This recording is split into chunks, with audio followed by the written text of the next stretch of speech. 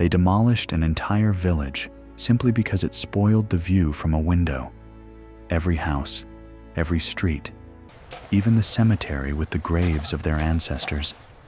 Everything was wiped from the face of the earth for the sake of a perfect panorama. Before that, they moved a river. Hundreds of people with shovels forced it to flow where they wanted. And the foundation of this house? It was built on the ruins of churches, on gold taken from God during the greatest religious upheaval. And today, you pay money to take a selfie against this perfect landscape. We see it as a fairy tale, a place from a Jane Austen novel. But this is an arena. I won't just tell you what they did. I will show you how. One family, over 300 years, turned money, betrayal, and even love into a weapon capable of reshaping the world itself. And it all began not with a king or a conqueror, but with one inconspicuous official and a document that, in 1549, turned someone else's faith into their personal property. We see it as a fairy tale, a perfect English estate, a place where reality gives way to a dream of a golden age that perhaps never existed. People come here to touch a fantasy. Here are newlyweds, frozen against the backdrop of the cascade, their future seeming as flawless as this landscape. Here are tourists with selfie sticks, trying to capture a piece of eternity in their shot. And here, in the gift shop, Keira Knightley as Elizabeth Bennet gazes at us eternally from the screen, promising a love that conquers pride and prejudice. Chatsworth. To millions, it is Pemberley, the fictional estate of Mr. Darcy, a symbol of nobility, taste, and the romantic ideal. We buy a ticket to enter this fantasy, but we are paying to see only the facade. What if these walls could talk? They would tell a story, but not the one we expect to hear. Their voices wouldn't whisper of romance. They would roar about power. This house is not a set for a love story. It is an arena where for 300 years, one family waged its war against nature, against political rivals, and most often, against itself. This is the story of a dynasty that believed the entire world was merely a canvas for their will. A dynasty willing to demolish an entire village simply because it spoiled the view from the library window. This is the story of a duchess who was a fashion icon, the center of the political universe, and the most desired woman in England. Yet, a prisoner in her own gilded house. A woman whose gambling debts could have sunk a small fleet, and whose heart was broken in front of the whole world. We look at these immaculate lawns and think of legacy, but we don't ask what its price is. This film is about the true price, about how England's grandest estate, a symbol of national pride and cinematic dreams, was built on a foundation of confiscated church lands, personal tragedies, ruthless political intrigues, and ambitions that nearly bankrupted its creators. This is the story of what lies behind the perfect facade. These silk walls, these portraits by the great masters, these endless halls filled with light and art. They seem the result of centuries of noble leisure, a legacy passed from hand to hand like a precious relic. But this is an illusion. The foundation of Chatsworth was not laid on old money. It was laid on primal money. Money born in the chaos of the greatest religious and political upheaval in English history. It all began not with an aristocrat, but with a civil servant. His name was Sir William Cavendish.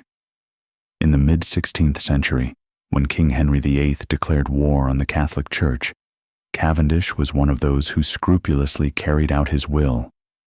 He was an auditor, a liquidator. His job was to assess and confiscate the wealth of monasteries, which for centuries had accumulated gold, silver, and most importantly, land. While the nation was experiencing a spiritual schism, William Cavendish was building a career. He turned another's faith into his own property. The land of Chatsworth, which he bought in 1549 for £600, was paid for with the gold of dissolved abbeys. But William was just the beginning. The true architect of the dynasty was his wife, Elizabeth Hardwick, better known as Bess of Hardwick. The daughter of a simple squire, she possessed the will of a monarch and the acumen of a financier. Bess saw the world not as a place for feelings, but as a chessboard.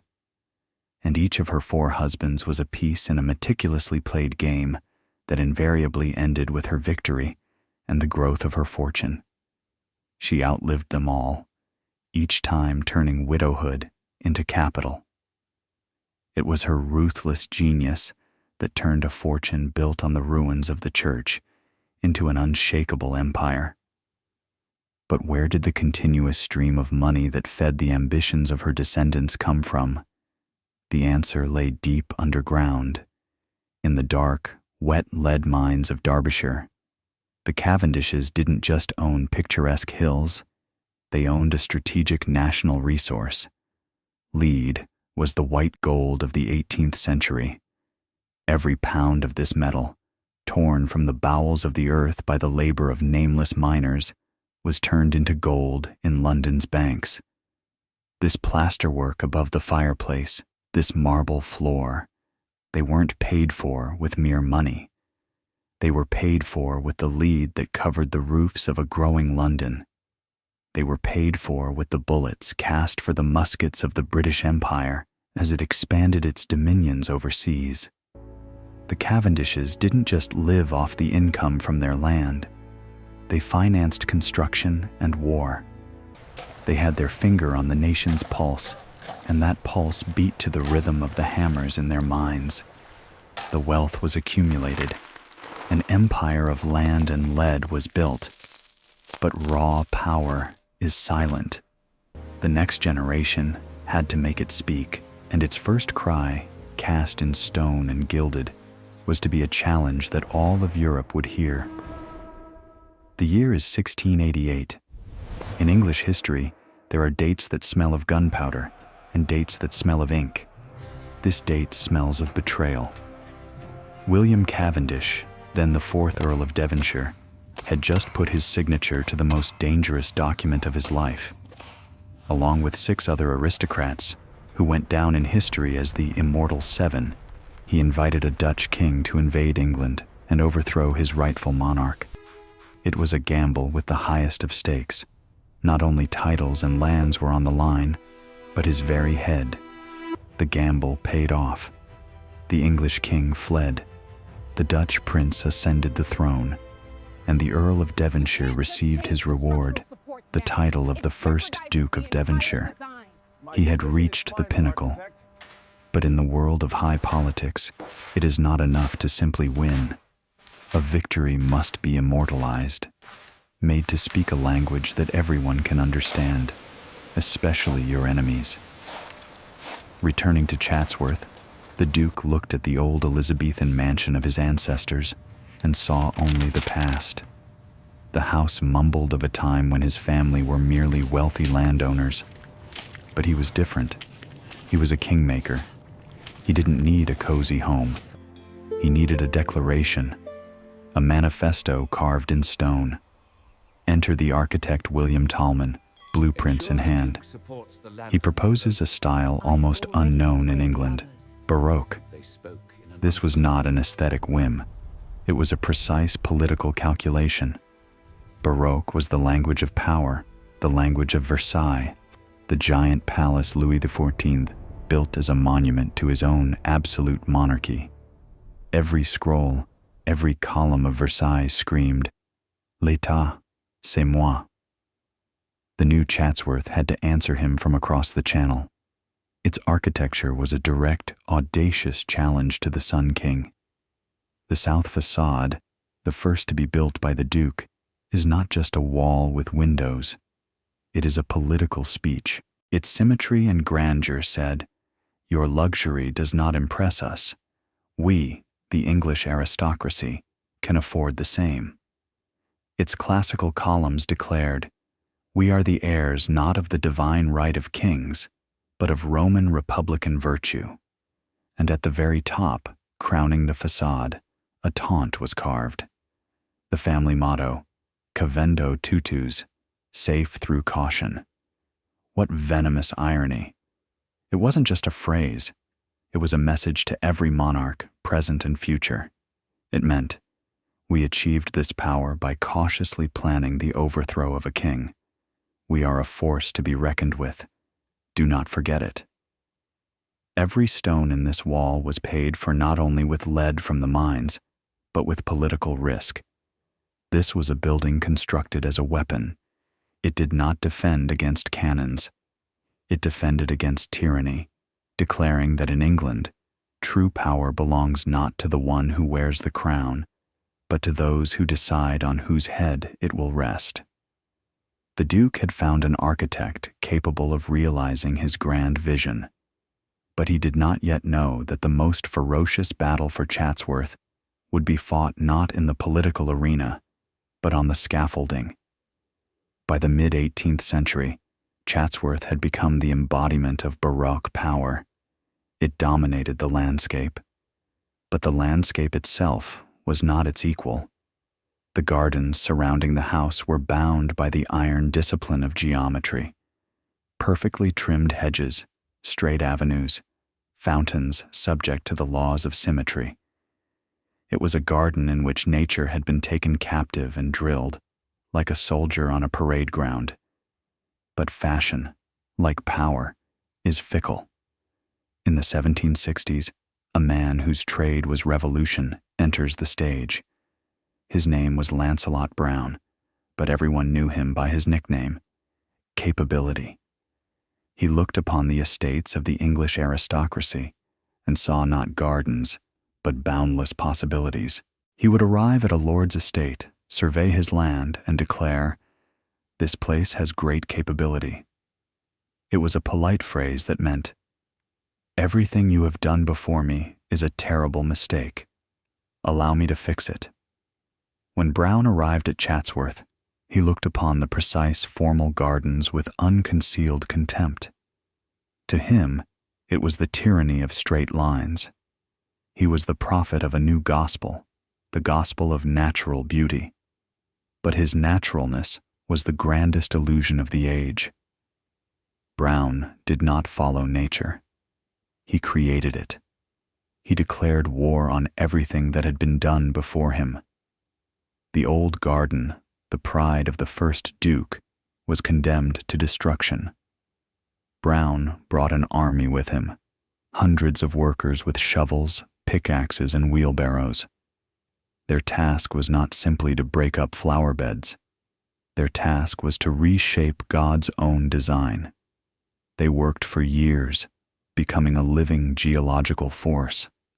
Hills that had stood here for millennia were leveled because they interfered with the perfect horizon line. Swamps that had collected water for centuries were drained and transformed into velvet lawns. Thousands of trees were planted not chaotically, but in carefully conceived groves, creating the illusion of a wild, untouched forest that was, in fact, planned with the precision of an architectural blueprint. But the most audacious, most unthinkable operation was the battle with the river. The River Derwent flowed where it pleased, carving its path through the valley for centuries. But for Brown and the fourth Duke, its course was aesthetically incorrect. It was too close to the house and flowed at the wrong angle. The solution was simple and monstrous in its essence. The river had to be moved. This is not a metaphor. Dozens, hundreds of people with primitive tools began to dig a new channel, diverting the water step by step. They filled in the old one, forcing the river to submit and curve gracefully exactly where the view from the library windows demanded. This was not just landscape architecture. This was terraforming. It was a demonstration of power on a scale that bordered on blasphemy. The Cavendishes had made stone serve their political ambitions. Now they forced nature itself, the hills, the trees, and even the rivers, to become the backdrop for their lives. They created a perfect world, visible from their windows. But this perfect world was built on the ruins of the real one, and soon they would have to get rid of the last detail that spoiled their perfect picture. The view from Chatsworth's windows was approaching perfection. The river now curved exactly as intended. The hills created a flawless panorama, and the groves concealed everything superfluous. Lancelot Brown and the Duke could be pleased, but the almost perfect landscape was marred by one vexing detail, a detail made of stone, smoke, and people, the village of Edensor. For centuries, it had clung to the estate like a faithful dog. It was home to those by whose hands the grandeur of Chatsworth was created: masons, carpenters, grooms, laundresses. Their families had lived and died on this land, serving the Cavendishes from one generation to the next. Their humble homes, the smoke from their chimneys, the sounds of their lives were as integral a part of this place as the ducal palace itself. But in Lancelot Brown's new aesthetic universe, there was no place for them. The village was visual noise. It shattered the illusion of an untouched, pastoral idyll. It was a reminder that behind this man-made nature lay labor, sweat, and ordinary, not-so-picturesque life. And for the men who had just moved a river, the solution to this problem was obvious. The village had to be erased. This was not an act of cruelty, as they saw it. It was an act of design, social engineering on the scale of an entire community. Families received notices. They were not offered a choice. They were informed of a fact. Their homes, where their grandfathers and great-grandfathers were born, were dismantled stone by stone. The church where they baptized their children was demolished. The cemetery where their ancestors rested was doomed to be forgotten. An entire world, with its connections, traditions, and shared memory, was dismantled like an old barn. But the Cavendishes were not barbarians. They were paternalists. They did not just throw people out onto the street. They meticulously recreated the village as if from a blueprint just over the nearest hill, out of sight. The new village of Edensor was a model: charming cottages, a well-thought-out layout. It was a gesture of noble concern. But behind this concern lay a chilling truth. To the owners of Chatsworth, the people in their homes were nothing more than elements of the landscape, pieces on a chessboard that could be moved at will for a better composition. This was the ultimate form of power, not just to own the land, but to have the right to decide where and how others would live on it, the right to make people invisible. Now, looking out from the library window, the Duke saw exactly what he wanted: a perfect landscape, untainted by human presence, an Eden created in his own image and likeness. But this Eden was built on a foundation of exiled memory. He had created his paradise, but he had no idea that very soon a woman would enter this paradise who would turn it into the most brilliant and tormented prison in England. 1774. A carriage enters the gates of Chatsworth, and out steps a girl who has barely turned 17. Her name is Georgiana Spencer. She is the new Duchess of Devonshire, married off to one of the richest and most powerful men in England, the 5th Duke, William Cavendish. He is a cold, silent man, more interested in his dogs and scientific experiments than in his young wife. Georgiana brought with her a dowry of £30,000, but her true capital was her vivacity, her charm, and her insatiable thirst for life. She arrived in this perfect but frozen world like a bright, exotic bird. But she very soon realized that her new life was not a fairy tale, but a golden cage. And to survive in it, she had to rebuild it according to her own rules. For her, it is not a new wing of stone that is built at Chatsworth. For her, a new reality is built.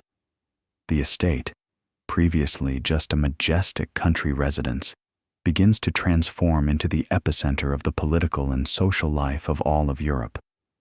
Georgiana understands that if she cannot win her husband's love, she will win the admiration of the entire world, and Chatsworth will become her stage and her weapon. The great transformation begins. The roads leading to the estate are filled with convoys. From Paris come bolts of the latest silks and velvets. From London, crates of champagne and rare wines. New gaming tables arrive for faro and whist, card games where the stakes were higher than the annual income of an entire city. The guest bedrooms are re-equipped with unprecedented luxury, because now they will host not just neighboring aristocrats, but ministers, ambassadors, the greatest minds, and the most desperate schemers of the age. Chatsworth ceases to be just a house. It becomes an instrument of Georgiana's ambition. Every ball, every dinner, every reception is a meticulously directed performance. Here, far from the bustle of London, she creates an alternative center of power. In the library, where her father-in-law admired the perfect landscape, she weaves political conspiracies, advancing the careers of her friends from the Whig Party. In the ballroom, under the light of 1,000 candles, she charms, persuades, and recruits supporters. She turns herself into a brand, a style icon whose hairstyles and outfits are imitated by the entire country. But behind the glitter of this facade lies a desperate struggle, a struggle for the influence she cannot get from her husband, a struggle for the recognition her restless nature demands, a struggle against the silence and emptiness of the enormous house. Georgiana turned Chatsworth into a theater, but she did not yet know that in this theater she was destined to play her most tragic role, that of a queen who ruled the world but did not even own her own soul. She was building the stage for her triumph, not understanding that she was, in fact, erecting the walls of her prison. But let's go back to a time when Chatsworth was only just acquiring its Baroque flesh. On the scaffolding, amidst the dust and the shouts of workers, another, no less fierce battle was unfolding. This was not a war of armies, but of two titanic egos. On one side, the first Duke of Devonshire, a man who had overthrown a king and was accustomed to absolute obedience. On the other, his architect, William Talman, a genius with an unbearable personality. Talman was the best in his field. He brought the breath of continental Baroque to England, a style that demanded not only skill, but courage. He understood the Duke's ambitions like no one else, and created architecture that was a pure declaration of power. But Talman was an artist to the core. He believed that his vision was the only correct one, and his client was merely a purse, obligated to pay for his genius. The Duke, however, saw the world differently. He was the client, but in his universe, client was a synonym for master. He hired an architect to execute his will, not to argue with him about details. Their correspondence, which survives to this day, is a chronicle of a slowly simmering war. It all started with small things, disputes over bills. The Duke, used to counting every shilling, accused Talman of extravagance. Talman, who considered every penny spent on art to be justified, replied with barely concealed contempt. Then came the arguments about design. Talman proposed bold, innovative solutions. The Duke demanded more restrained, traditionally English forms. This was not just a conflict of tastes. It was a clash of two concepts of power. Talman saw himself as a creator, a demiurge, entrusted with creating a masterpiece. The Duke, however, was convinced that there could be only one creator at Chatsworth, himself. The architect was merely an instrument, albeit a very expensive one. The tension grew over the years. Talman delayed deadlines. The Duke withheld payments. Their meetings turned into duels, where politeness was just a thin veneer for mutual hatred. The climax came when the south and east facades were almost complete. In the midst of the project, in full view of all London society, the Duke did the unthinkable. He fired William Talman, the most famous and fashionable architect in England. It was an act of unthinkable audacity. The Duke didn't just change contractors, he publicly humiliated a genius. And then, to make the humiliation even more complete, he hired a little-known, almost novice architect, Thomas Archer, to finish the work. The message was clear and cruel. I don't need geniuses, I need executors. This house is mine, and mine alone.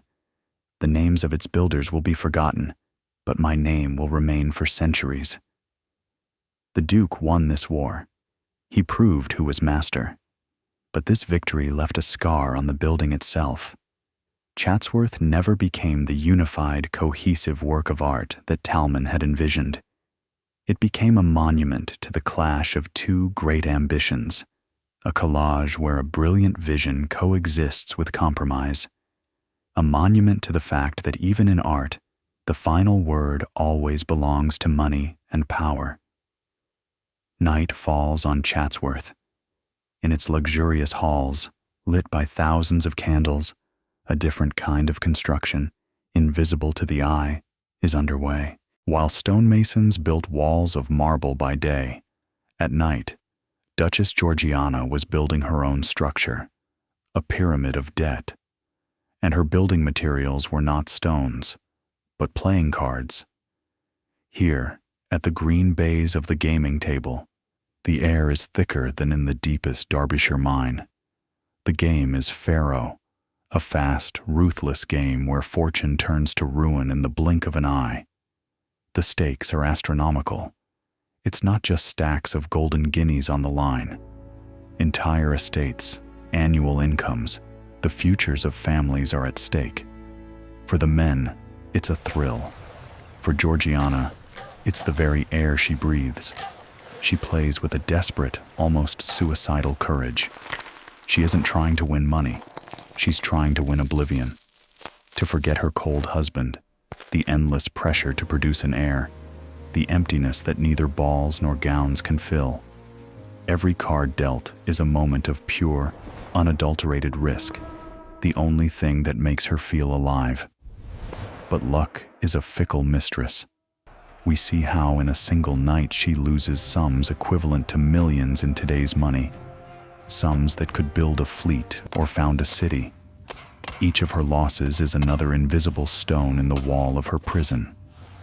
Every signed IOU is another bar in the grate of her gilded cage. Around her, creditors circle like vultures. By day, they might be polite merchants or discreet bankers.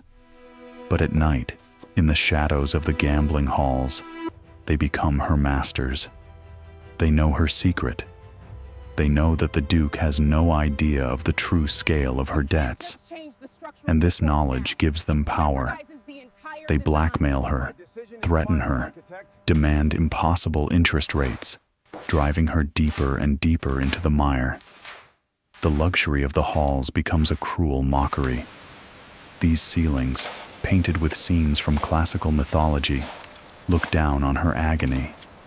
These marble statues, symbols of eternal beauty, silently watch her slow disintegration.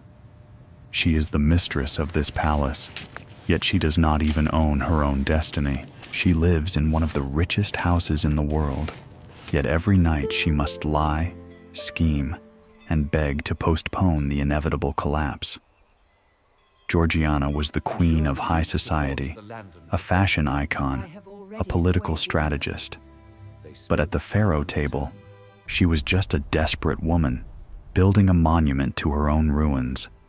And soon, a person will enter her crumbling world, offering salvation, but the price of this salvation will be the final loss of herself.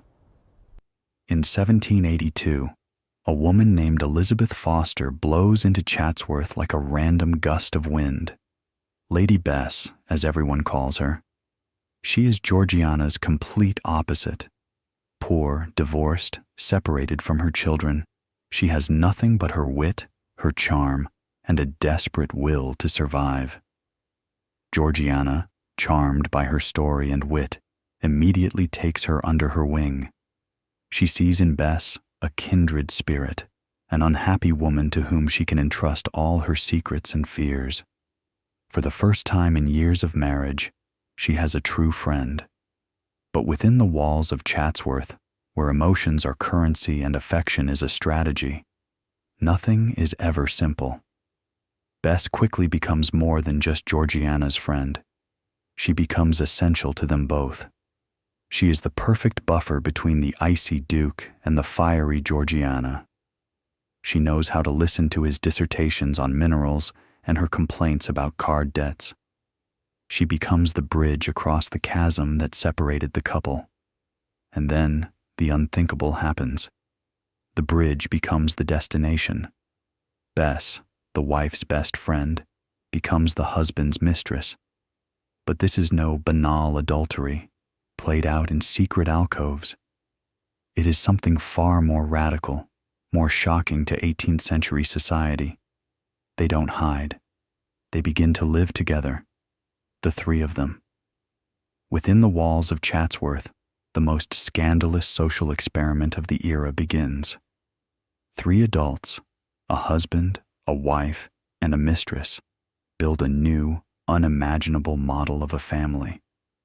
In the morning, Georgiana and Bess might walk in the garden together, sharing secrets like sisters.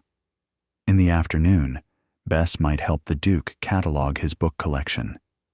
And in the evening, all 3 might dine together, discussing politics or society gossip. This is not just an affair sanctioned by the wife. It is a radical reconstruction of the very concept of aristocratic marriage.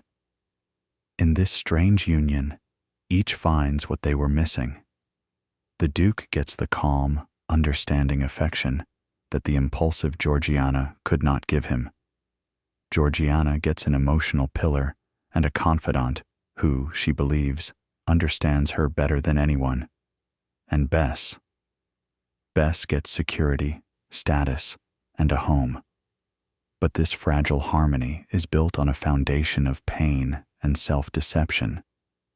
Soon, in the nurseries of Chatsworth, alongside Georgiana's legitimate children, the illegitimate children that Bess bears by the Duke begin to grow.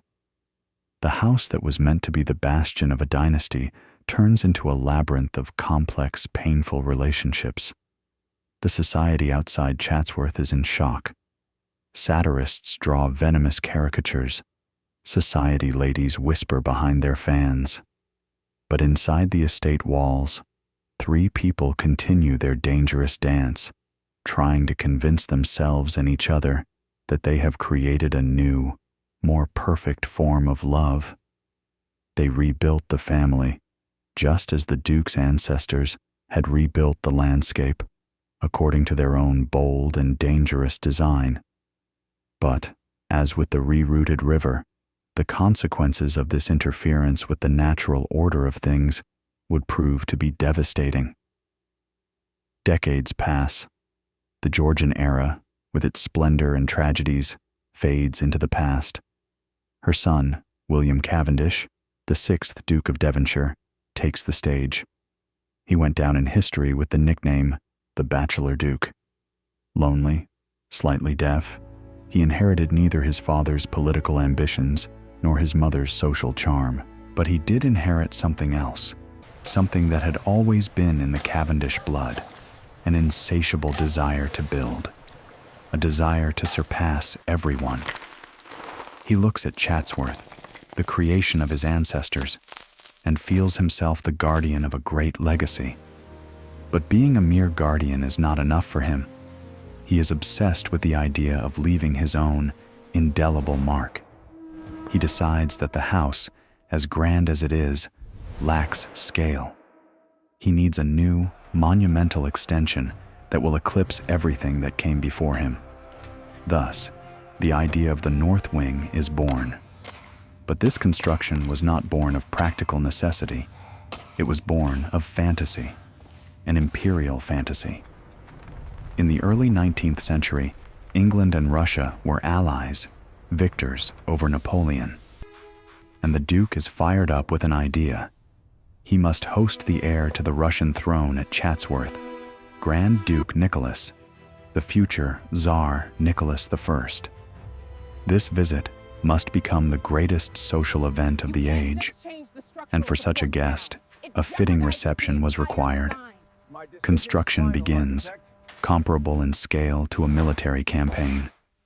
Dozens of architects and hundreds of workers descend upon the estate. They are not just building an extension, but an entire palace within a palace. An enormous ballroom appears, capable of holding hundreds of guests. A long, light-filled sculpture gallery where the Duke can display his ancient treasures. A private theater where performances will be staged for the high-ranking guest. And even a special dining hall intended exclusively for the Tsar and his entourage. This is architecture born of pure vanity. Every stone was laid with a single thought. What will the Tsar think? Every detail of the interior was chosen with the aim of dazzling the man who ruled the largest empire in the world. The Duke spends a fortune on this wing, bringing the family to the brink of financial ruin. He is not building for himself, nor for his family. He is building for a single, hypothetical guest, but there is a cruel irony to this story. The culmination, for which all this was undertaken, never came. Years passed. The Grand Duke became Tsar, but his visit to England was constantly postponed. The Duke waited, hoped, and continued to spend money on finishes and furnishings. The Tsar never came. The North Wing, this giant monument to imperial fantasy and a personal inferiority complex, was left standing, beautiful, grandiose, and utterly empty. It was like a gigantic, luxurious theatrical set, built for a performance that was cancelled at the last minute. The Duke had created the greatest stage in England, but the leading actor never stepped onto it.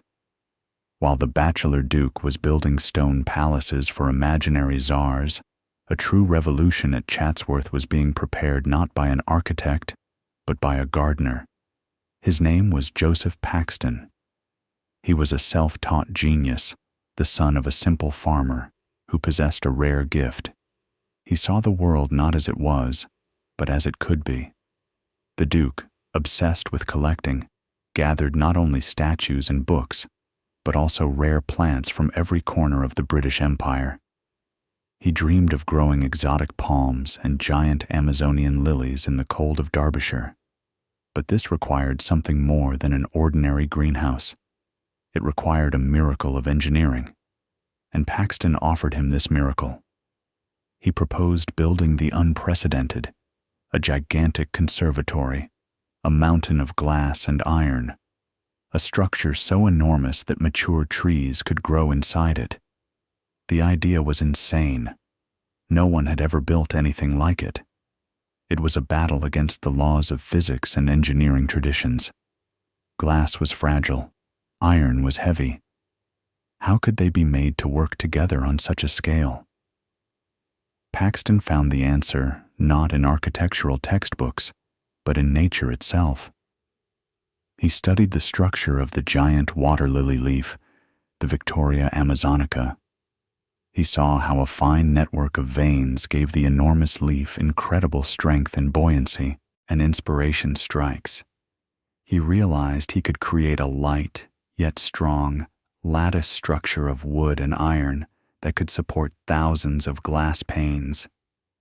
The construction of the great conservatory begins. It was less like a construction project and more like the assembly of a gigantic, unprecedented machine. Paxton implemented principles of standardization and mass production long before Henry Ford. All the wooden frames, all the iron supports, all the glass panes were manufactured to a uniform design. For their installation, he invented special machines that moved along rails. In 1840, the miracle was revealed to the world. Amidst the green hills of Derbyshire, a glittering glass mountain had risen. Nearly 300 feet long, it shimmered in the sun like a giant diamond. Inside, a tropical paradise was created. Visitors, including Queen Victoria, wandered among palms and banana trees, astounded by this man-made climate. The Duke even rode through his conservatory in a carriage to demonstrate its incredible size. It was the absolute triumph of Victorian technology, a symbol of the belief that human genius could conquer nature. 10 years later, using the same principle, Paxton would build the famous Crystal Palace in London for the Great Exhibition, capturing the imagination of the entire planet. But the triumph proved to be as fragile as the glass itself. The Great Conservatory was a marvel, but it was also a monster, devouring resources. Tons of coal were required to heat it in the winter. Its maintenance cost a fortune. After the First World War, when the world had changed and the aristocracy was impoverished, this luxury became unthinkable. There was neither the money nor the people to maintain life in this glass giant. In 1920, a decision was made. The most brilliant symbol of the sixth Duke's ambitions, the prototype for the Crystal Palace, was demolished with dynamite. The glass mountain, which had seemed eternal, crumbled to dust. It could not survive a world in which coal had become more precious than dreams. We are used to seeing Chatsworth through the eyes of dukes and duchesses. We follow their dramas, admire their ambitions, study their portraits. But their entire life, this whole grand illusion of ease and luxury, rested on the shoulders of an invisible army. It is time to leave the shining halls and go below deck on this aristocratic ship. Let's follow a young footman in livery. He is carrying a silver tray with his lordship's morning tea, but his path does not take him up the grand staircase. He turns through an inconspicuous door, and we enter another world. A world of endless service corridors, whitewashed, dimly lit by sparse lamps. There is no gilding or silk here. It smells of coal dust, wax, and hard labor. These corridors are the circulatory system of the house, through which life flows 24 hours a day, hidden from the master's eyes. Here we pass the enormous kitchen, which looks like a factory workshop. Here, in the heat and steam, 30 cooks and their assistants prepare a banquet for 100 people. Copper cauldrons rumble, spits sizzle. The French head chef barks orders like a general on a battlefield. Their task is to create culinary masterpieces that will be eaten in half an hour and immediately forgotten. Further on are the laundries, reminiscent of a steamship's engine room. Dozens of women, in a perpetual steam, wash, boil, starch, and iron mountains of linen. Tablecloths 20 feet long, hundreds of napkins, intricate lace cuffs and collars. Any little spot is a disaster. Any crease is a reprimand. Their work never ends.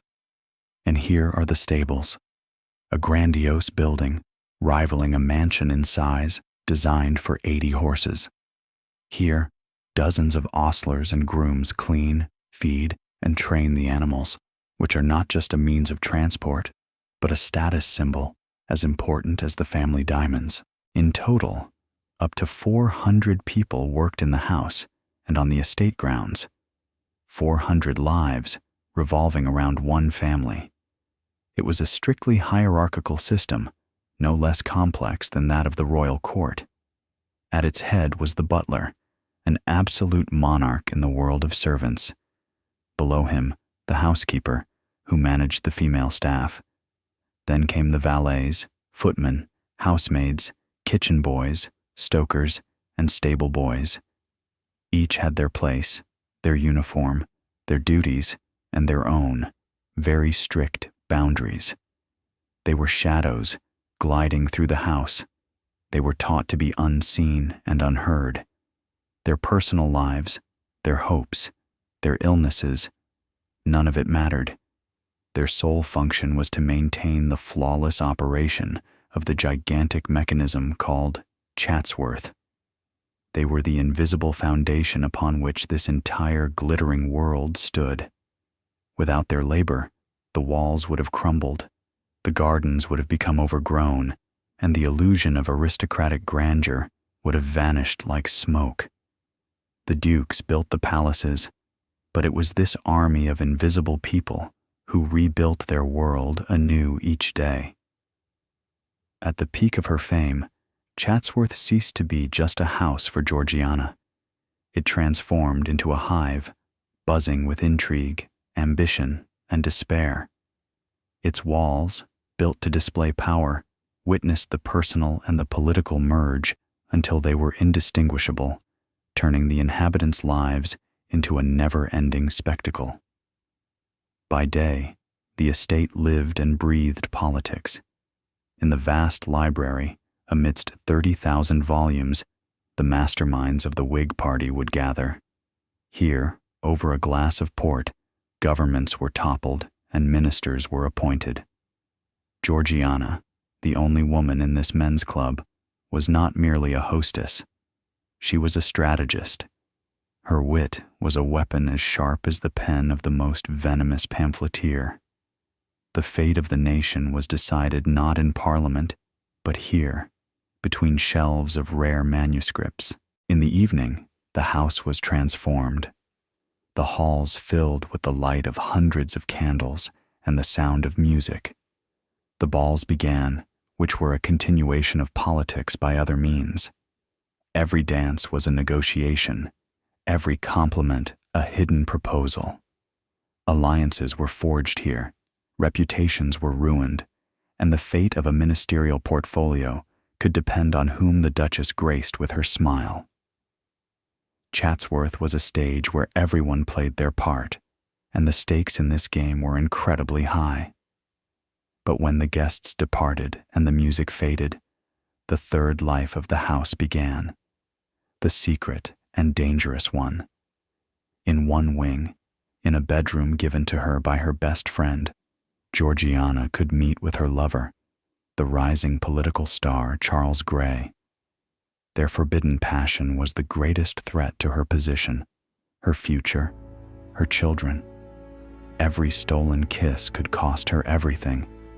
And in another wing, in the gambling room, her other, no less destructive war continued. Desperate card games until dawn, where she lost fortunes, staking everything she had, and even what she didn't. The night at Chatsworth was a time when the masks came off and true passions broke free. Even the most intimate moments of life became a public spectacle. When, after 9 years of agonizing waiting, Georgiana finally gave birth to the long-awaited heir, it was not a private family sacrament. It was a state event. In the room, besides doctors and midwives, witnesses could be present to confirm the legitimacy of the future Duke's birth. Her body, her suffering, her relief, none of it belonged to her, but to the dynasty. Chatsworth was a microcosm where no boundaries existed between the bedroom and the boardroom, between a love letter and a political manifesto. It was a world where everyone was an actor on a stage built for them by others. But behind the brilliant smiles and exquisite manners hid a simple and brutal truth. In this theater of power, built for the happiness of one family, there were no truly happy actors. Over the centuries, Chatsworth endured it all. Political revolutions, changes of dynasty, personal tragedies, and near-catastrophic debts. It stood firm, as if history itself had made a pact of immortality with it. But in the mid-20th century, the enemy came from where they least expected it. It was not armed with cannons or incendiary bombs. Its weapons were paper and ink. The year is 1950. Post-war Britain is a new, unfamiliar world. A world where the privileges of the aristocracy are no longer considered sacred, and the state demands its share. In this year, the 10th Duke of Devonshire dies, and shortly after the funeral, his heir, the 11th Duke, Andrew Cavendish, receives an official letter. It's a bill from the nation. The letter states that according to a new law, the family must pay an inheritance tax. The tax rate is 80%, not of the annual income. 80% of the total value of the entire Cavendish estate, accumulated over 400 years. Land, houses, works of art, stocks, almost everything was subject to valuation and taxation. This was not just a financial blow. It was a death sentence, a blow delivered not by an enemy's sword, but by the stroke of a pen from an anonymous official in the tax office. A centuries-old power built on land and lead had collided with modern bureaucracy, and it had lost. The young Duke had a choice: allow the state to take whatever it deemed necessary and watch as Chatsworth, deprived of its means of existence, slowly turned into majestic ruins, or begin to dismember his own empire, selling it off piece by piece to save its heart. The great sale begins.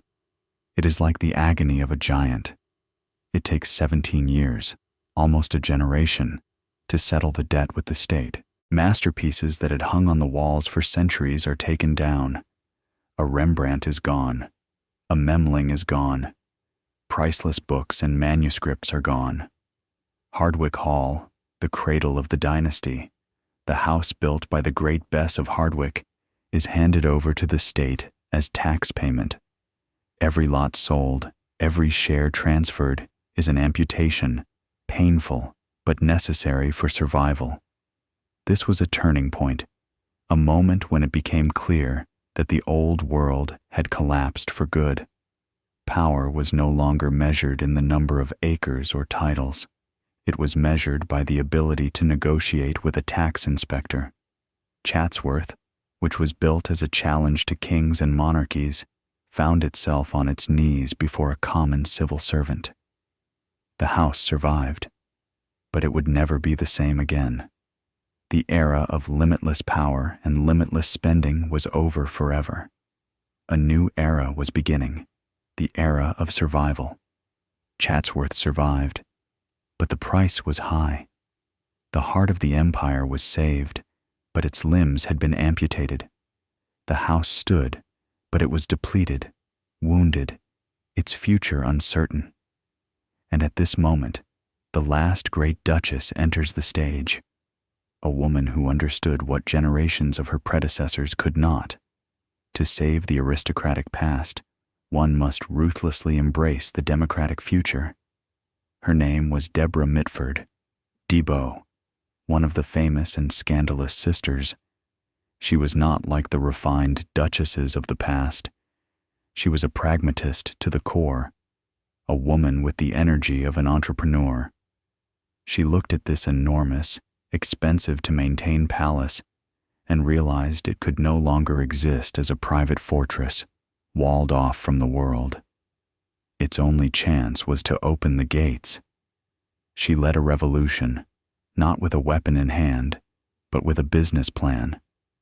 She understood that the future of the house lay not in dusty privileges and closed doors, but in the jingle of a cash register and the smell of fresh baking. Her first brilliant move was to open a farm shop. It was unthinkable, the Duchess of Devonshire, selling cheese and jam. But it worked. People came not just to see the house, they came for a piece of its myth, something they could buy and take home with them. Step by step, Deborah and her husband turned Chatsworth into a brand. They turned heritage into a commodity. They understood that their most valuable asset was not the paintings or the land, but the history itself, frozen within these walls. And this history could be sold. And so here we are again, back at the very beginning. We see the same tourists with selfie sticks, the same queue for the gift shop. But now, our perspective has changed. We see not just a crowd idly strolling through a beautiful park. We see shareholders unwittingly saving a national treasure. Every ticket they buy, every cup of tea, every postcard is a tiny contribution to the heating fund, the roof restoration, the gardeners' salaries. We see not just a beautiful house. We see a surviving dinosaur that has learned to dance in a new, unfamiliar world. Chatsworth survived not because it was the strongest or the noblest. It survived because it was able to adapt. It underwent the greatest transformation in its history, turning its exclusive, private saga of power into a shared heritage that can be bought for the price of an admission ticket. Chatsworth is not just a house. It is a monument to human will, carved in stone, earth, and the fates of others. It teaches us that behind every perfect facade, behind every dream of a golden age, there is a price. And today, by buying a ticket, we ourselves become part of this age-old deal, sustaining the life of the greatest of illusions. But as we admire this beauty, born of ambition and pain, do we not become accomplices? And is our attraction to these great myths not an admission that, deep down, we too crave a power capable of subjugating the entire world for the sake of one perfect view from a window? The story of Chatsworth is a mirror in which everyone sees something of their own. Tragedy, triumph, injustice, or genius. What did you see in it? Share your thoughts in the comments. If you are interested in similar stories hidden behind the facades of great monuments, subscribe to the channel and support us with a like so we can continue to tell them.